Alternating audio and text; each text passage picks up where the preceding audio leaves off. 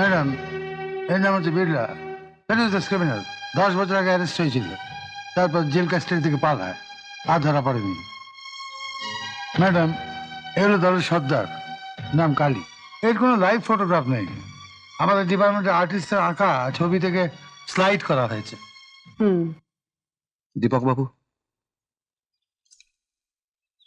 এবার আমি দুঃখিত। আমি জানি আমার যে করা উচিত নয় আমি তাই করছি। আপনার সব জিনিস আমি আটকে রেখেছি, আপনাকে বেঁধে রেখেছি। আমি জানি এই চশমাটা ছাড়া আপনার খুব অসুবিধা হচ্ছে, কিন্তু আমি নিরুপায়। এগুলো আরো কয়েকদিন আমার কাছে রাখতে হবে। ম্যাডাম, একজন রিপোর্টার আপনার সঙ্গে দেখা করতে এসেছেন। কোন কাগজের রিপোর্টার? তা তো জিজ্ঞাসা করিনি। হপলেস, এরাই আমার স্টাফ, এদের নিয়ে সংসার করতে হবে, বুঝলেন ম্যাডাম? ঠিক আছে, আপনি পাঠিয়ে দিন। প্লিজ।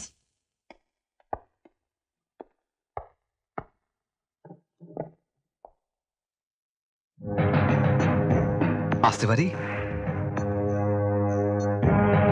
আসুন। বসতে পারি? ইয়েস, বসুন। Thank you. আপনি বসুন মিস্টার দত্ত।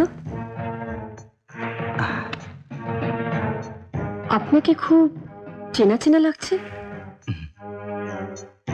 মনে হচ্ছে কোথাও দেখেছি। সেটা তো স্বাভাবিক ম্যাডাম, রিপোর্টার তো সর্বত্র অবারিত দ্বার। মিস্টার দত্ত, হ্যাঁ স্লাইড প্রজেক্টরটা অন করুন তো। হ্যাঁ।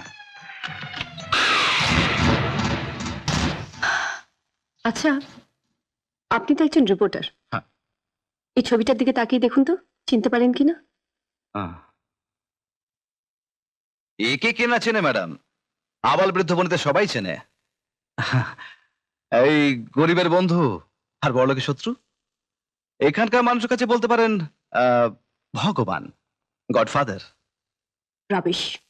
আচ্ছা, আপনার নাকি ওই কালীকে অ্যারেস্ট করার জন্যই এখানে পোস্টিং? হ্যাঁ, ঠিক শুনেছেন, বলতে পারেন একরকম তাই। আপনি কি আশা করেন যে কালীকে অ্যারেস্ট করতে পারবেন? Of course, within 15 days। Within 15 days? তাহলে ম্যাডাম আমি অ্যাডভান্স রিপোর্টটা তৈরি করে রাখি, আমাকে তো প্রথম ছাপতে হবে। Thank you, thank you very much. তাহলে আমি আসি ম্যাডাম। আসুন।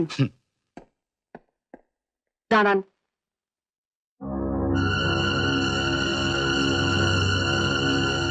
ইয়েস, কিছু বলবেন? আপনার ডায়েরিটা। সরি।